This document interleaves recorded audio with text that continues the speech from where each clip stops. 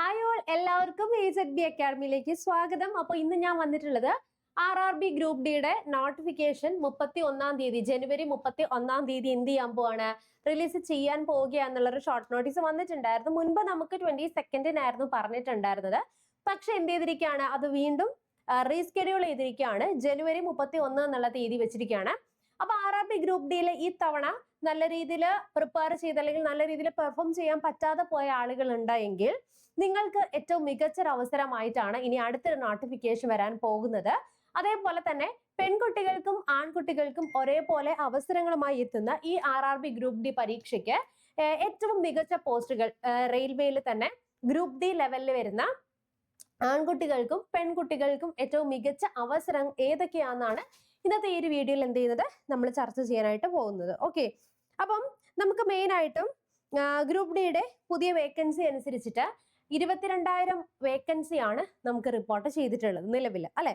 കഴിഞ്ഞ വർഷം 32 ഇത്തവണ 22 22,000 നമുക്ക് നോട്ടിഫിക്കേഷനിൽ പറഞ്ഞിരിക്കുന്ന വേക്കൻസി എന്ന് പറയുന്നത്. ഇനി നമുക്കറിയാം ഓൺലൈൻ ആണ് അപേക്ഷിക്കേണ്ടത്. രജിസ്ട്രേഷൻ ചെയ്യേണ്ടത് 31-ാം തീയതി മുതൽ മാർച്ച് 2, 2026 മുതൽ വരെയായിരിക്കും. അതുപോലെ തന്നെ സെലക്ഷൻ പ്രൊസീജിയർ എന്ന് പറഞ്ഞു കഴിഞ്ഞാൽ കമ്പ്യൂട്ടർ ബേസ്ഡ് CBT ടെസ്റ്റ് ആണ് വരുന്നത്. അതുപോലെ സെക്കൻഡ് ഫിസിക്കൽ, അതായത് നമുക്ക് ഫിസിക്കൽ ഉള്ള മീൻസ് പോസ്റ്റുകളാണെങ്കിൽ ഫിസിക്കൽ എഫിഷ്യൻസി ടെസ്റ്റ് ഉണ്ടാകും. അതുപോലെ തന്നെ ഡോക്യുമെന്റ് വെരിഫിക്കേഷനും മെഡിക്കൽ എക്സാമിനേഷൻ ആണ് വരുന്നത്. ഇതിന്റെ എക്സാം പാറ്റേൺ എന്ന് പറഞ്ഞു കഴിഞ്ഞാൽ 10th വരെയുള്ള NCERT ബേസ് ചെയ്തിട്ടുള്ള general science, maths, GK GS 20 mark, reasoning 30, ഇങ്ങനെയാണ് നമുക്ക് അവിടെ എന്ത് ചെയ്തിരിക്കുന്നത്, മാർക്ക് ഡിസ്ട്രിബ്യൂഷൻ വന്നിരിക്കുന്നത്. അപ്പം ബേസ് പേ 18 എന്ന് പറഞ്ഞു കഴിഞ്ഞാൽ നമുക്ക് XYZ സിറ്റി അനുസരിച്ചിട്ട് DA TA അതുപോലെ തന്നെ ഹൗസ് റെന്റ് എലമെന്റ്സ് ഒക്കെ കൂടിയിട്ട് ഇൻഹാൻഡ് ഏകദേശം ഒരു 35-ന്റെ അടുത്ത് നമ്മുടെ കയ്യിൽ കിട്ടുന്ന ഒരു ഏരിയ ആണ്. ഇൻഹാൻഡ് 30-35-ന്റെ ഇടയ്ക്ക് നമുക്ക് ഇൻഹാൻഡ് കിട്ടുന്നതാണ് കേട്ടോ. അപ്പൊ നമുക്ക് ഡീറ്റെയിൽ ആയിട്ടുള്ള കാര്യങ്ങളിലേക്ക് നടക്കാം. അപ്പൊ ആദ്യമേ തന്നെ ഞാൻ പറയാനായിട്ട് പോകുന്നത്, നമുക്ക് സ്ത്രീകൾക്ക് അല്ലെങ്കിൽ ലേഡീസിന് ഏറ്റവും മികച്ച പോസ്റ്റുകൾ ഇതിൽ പറഞ്ഞിരിക്കുന്നതിൽ തന്നെ ഏതൊക്കെയാണെന്നാണ്. അപ്പൊ ഇവിടെ എന്ന് വെച്ച് കഴിഞ്ഞാൽ നമ്മൾ എപ്പോഴും അപ്ലൈ ചെയ്യുന്ന സമയത്ത് നമ്മൾ അപ്ലൈ ചെയ്യുന്ന സോണിന്റെ വേക്കൻസി, ആ പോസ്റ്റിന്റെ വേക്കൻസി, അതൊക്കെ നോക്കിയിട്ട് വേണം. പിന്നെ നിങ്ങൾക്ക് ഫിസിക്കൽ ഉള്ളതാണ് അല്ലെങ്കിൽ ഫിസിക്കലി നിങ്ങൾ ഓക്കെ അല്ല, നിങ്ങൾക്ക് ഓഫീസ് ജോബ് അങ്ങനെയൊക്കെ ഉള്ളതാണ് വേണമെങ്കിൽ അതനുസരിച്ചിട്ട് വേണം നിങ്ങൾ എന്ത് ചെയ്യാനായിട്ട്, പ്രിഫറൻസ് കൊടുക്കാനായിട്ട് വേണ്ടത്. ഓക്കെ, അപ്പോൾ നമുക്ക് ഫസ്റ്റ് നോക്കി കഴിഞ്ഞാൽ ഏറ്റവും ഇൻഡോർ വർക്ക്, നിങ്ങൾ ഫിസിക്കൽ അല്ല കൂടുതലായിട്ടും ഇൻഡോർ വർക്ക് ഒക്കെ നോക്കുകയാണെങ്കിൽ ഏറ്റവും മികച്ച അസിസ്റ്റന്റ് ട്രാക്ക് ആണ് എഞ്ചിനീയറിംഗ് ഡിപ്പാർട്ട്മെന്റിലാണ് വരുന്നത്. മെയിൻ്റനൻസ് ഓഫ് ട്രാക്ക് മെഷീൻസ് ആണ് അവിടെ നമുക്ക് കൂടുതലായിട്ടും വരുന്നത്. ഇതിൽ തന്നെയാണ് ഏറ്റവും പ്രൊമോഷണൽ അതുപോലെ തന്നെ എഞ്ചിനീയറിംഗ് ഡിപ്പാർട്ട്മെന്റും ഒക്കെ ആയിട്ട് വർക്ക് ചെയ്യാൻ പറ്റുന്ന ഏറ്റവും മികച്ചൊരു അവസരം തന്നെയാണ്. ഇനി രണ്ടാമത് വരുന്നത് അസിസ്റ്റന്റ് ആണ്, മെക്കാനിക്കൽ ഡിപ്പാർട്ട്മെന്റിലേക്കാണ്. അവിടെ നമ്മുടെ ജോലി എന്ന് വെച്ച് കഴിഞ്ഞാൽ കോച്ചിന്റെ മെയിൻ്റനൻസും അതുപോലെ വാഗൻസും ഒക്കെ കൺട്രോൾഡ് എൻവറോൺമെന്റിലുള്ള മെയിൻ്റനൻസ് ഒക്കെ ആയിരിക്കും അവിടെ കൂടുതലായിട്ടും വരുന്നത്. ഇനി ഹൈ നമുക്ക് പറഞ്ഞു കഴിഞ്ഞാൽ ഇന്റീരിയർ വർക്കും റെയിൽവേ വർക്ക്ഷോപ്പിലൊക്കെ ഇൻഡോർ ആയിട്ട് തന്നെ വർക്ക് ചെയ്യാൻ പറ്റുന്ന മികച്ചൊരു അവസരം തന്നെയാണ്. അതിനെന്തുണ്ട്, ഗുഡ് പ്രൊമോഷണൽ അവന്യൂസ് ആണ് ഈ ഒരു ഡിപ്പാർട്ട്മെന്റിൽ നമുക്ക് വരുന്നത്. ഇനി അടുത്തത് അസിസ്റ്റന്റ് ആണ്, സിഗ്നൽ ആൻഡ് ടെക്നിക് കമ്മ്യൂണിക്കേഷനകത്ത് handling signal system and communication network ആണ്. അതുപോലെ തന്നെ മിനിമൽ ഫിസിക്കൽ വർക്ക് ആണ് വരുന്നത്. അതുപോലെ ടെക്നിക്കലും കുറച്ചുകൂടി ഉത്തരവാദിത്തങ്ങൾ ഹയർ ലെവലിൽ വരുന്ന ഒരു പോസ്റ്റ് തന്നെയാണ്. ഇതിനകത്ത് ഓപ്പർച്യൂണിറ്റീസ് ആമ്പിൾ ആണ്, പ്രൊമോഷൻ സ്കില്ലും എൻഹാൻസ്മെന്റ് ഒക്കെ ആമ്പിൾ എന്ന് നമുക്ക് പറയാനായിട്ട് പറ്റും.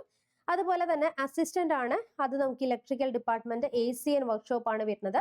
കോച്ചസിനകത്തുള്ള അതുപോലെ തന്നെ എന്താണ് ട്രെയിൻ ലൈറ്റിനിങ്ങും AC സിസ്റ്റം വിത്ത് വർക്ക്ഷോപ്പ് ഒക്കെയാണ് വരുന്നത്. ഇനി നമുക്ക് കൂടുതലായിട്ട് വരുവാണെങ്കിൽ സ്യൂട്ടബിൾ എന്ന് പറഞ്ഞു കഴിഞ്ഞാൽ ഇൻഡോർ ആയിട്ടുള്ള ഒരു എൻവയോൺമെന്റ് തന്നെയായിരിക്കും, സ്റ്റേബിൾ ആയിട്ടുള്ള ഒരു എൻവയോൺമെന്റ്, ഇൻഡോർ ട്രെയിൻ അകത്ത് തന്നെയൊക്കെ ആയിരിക്കും നമുക്ക് കൂടുതലായിട്ടും ജോബ് സെക്യൂരിറ്റി വരുന്നത്. ഇനി നമുക്കൊരു സ്റ്റഡി ആയിട്ടുള്ള ഒരു കരിയർ ഉണ്ടാകും. അതുപോലെ തന്നെ ഇലക്ട്രിക്കൽ ഡിപ്പാർട്ട്മെന്റ് കോർഡിനേറ്റ് ചെയ്തിട്ടായിരിക്കും നമ്മുടെ വർക്ക് ഒക്കെ ഇവിടെ വരുന്നത്. ഓക്കെ, ഇനി അസിസ്റ്റന്റ് ആണ് വർക്ക്ഷോപ്പിൽ, മെക്കാനിക്കൽ. അപ്പോൾ വർക്ക്ഷോപ്പ് ബേസ്ഡ് ആയിട്ടുള്ള മെക്കാനിക്കൽ എക്യുപ്മെന്റ്സിന്റെ കാര്യങ്ങളൊക്കെ ആയിരിക്കും വരുന്നത്. അതുപോലെ തന്നെ high with safety and technical expertise ആയിരിക്കും ഇവിടെ വരുന്നത്.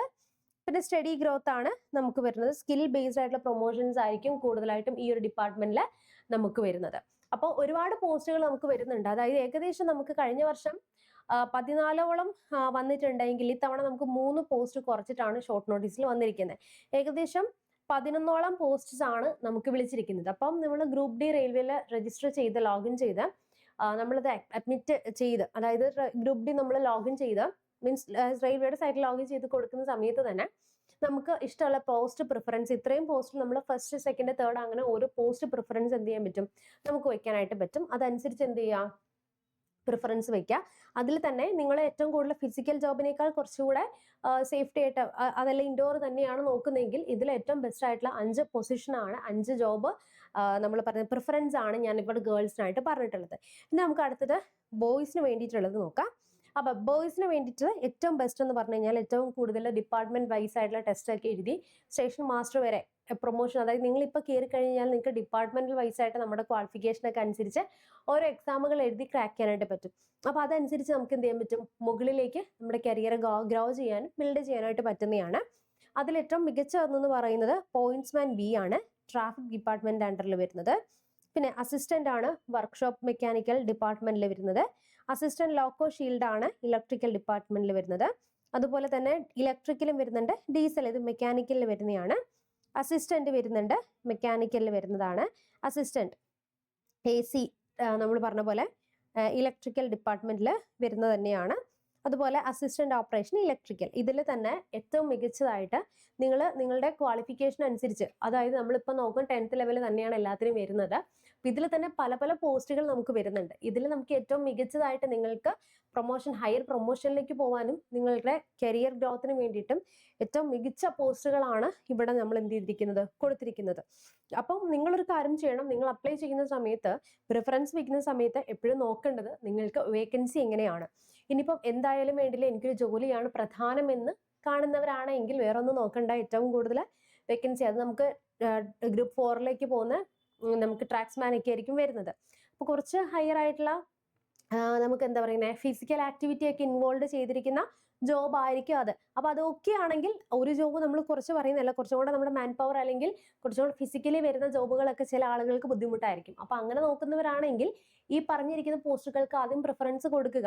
ഓക്കെ, അതുപോലെ തന്നെ ഹയർ പ്രൊമോഷനും അതുപോലെ തന്നെ നമുക്ക് വന്നു കഴിഞ്ഞാൽ നമ്മൾ ഡിപ്പാർട്ട്മെന്റ് വൈസ് ആയിട്ടുള്ള ടെസ്റ്റുകൾ എഴുതി കഴിഞ്ഞാൽ തന്നെ അത്യാവശ്യം നല്ലൊരു പോസ്റ്റിലേക്ക് എത്താൻ പറ്റുന്ന ലെവൽ പോസ്റ്റുകളാണ് ആദ്യമേ തന്നെ ഞാൻ എന്ത് ചെയ്തിരിക്കുന്നത് ഇവിടെ കൊടുത്തിട്ടുള്ളത്. ഓക്കെ, അപ്പം ഈ പറഞ്ഞിരിക്കുന്ന പോസ്റ്റിന് എല്ലാം തന്നെ നിങ്ങൾ പ്രിപ്പയർ ചെയ്യുന്നതിന് മുൻപ് ഒരു കാര്യം കൂടി പറയാം. നിങ്ങൾക്ക് 10ാം ക്ലാസ് കഴിഞ്ഞവർക്ക് വേണ്ടിയിട്ട് നമ്മുടെ RRB ഗ്രൂപ്പ് D എന്തായാലും എക്സാം വരാനായിട്ട് സമയം എടുക്കും. നിങ്ങൾക്ക് ഒരു 7-8 മാസത്തോളം നിങ്ങളുടെ മുന്നിൽ കിടക്കുന്നുണ്ട്. അപ്പോൾ നിങ്ങൾ റെഡി ആണെങ്കിൽ ഒരു 150 ദിവസത്തെ സ്റ്റഡി പ്ലാൻ പ്രകാരമുള്ള ഒരു ലോങ് ടേം ബാച്ച് നമ്മൾ എന്ത് ചെയ്യാണ്, സ്റ്റാർട്ട് ചെയ്യാണ്. അപ്പോൾ നമ്മളുടെ ചാനൽ നിങ്ങൾ നോക്കിക്കഴിഞ്ഞാൽ തന്നെ കാണാൻ സാധിക്കും നമ്മളുടെ ക്ലാസ്സിന്റെ ക്വാളിറ്റിയും അതുപോലെ തന്നെ നമ്മുടെ സയൻസിന്റെ ഗ്രൂപ്പ് ഡിക്ക് special classes, current affairs, science, maths ഒക്കെ നമ്മൾ സെപ്പറേറ്റ് ആയിട്ട് തന്നെ നമ്മൾ എന്ത് ചെയ്തിട്ടുണ്ട്, നമ്മളുടെ ചാനൽ വഴി നമ്മൾ കൊടുത്തിട്ടുണ്ട്. അപ്പോൾ താല്പര്യമുള്ളവർ അതൊക്കെ ഒന്ന് കയറി കാണുക. അതിനുശേഷം 150 ദിവസത്തെ സ്റ്റഡി പ്ലാൻ പ്രകാരം ഓരോ ദിവസം നിങ്ങൾ എന്താണ് പഠിക്കേണ്ടത് എന്നുള്ളത് കൃത്യമായി നമ്മൾ നൽകുന്നുണ്ട്. അതുകൂടാതെ ഡേ 5, 10, 15 തുടങ്ങുമ്പോൾ നിങ്ങൾക്ക് എന്താണ് സബ്ജക്ട് വൈസ് ആയിട്ടുള്ള അതിൻ്റെ മോക്ക് ടെസ്റ്റുകൾ നൽകുന്നുണ്ട്. ക്ലാസ്സസ് ഇംഗ്ലീഷിലും മലയാളത്തിലും നിങ്ങൾക്ക് അവൈലബിൾ ആണ്. അപ്പോൾ താല്പര്യമുള്ളവർ എന്ത് ചെയ്യുക, പെട്ടെന്ന് തന്നെ അഡ്മിഷൻ വിളിച്ച് കോഴ്സ് പർച്ചേസ് ചെയ്യാനായിട്ട് നോക്കുക.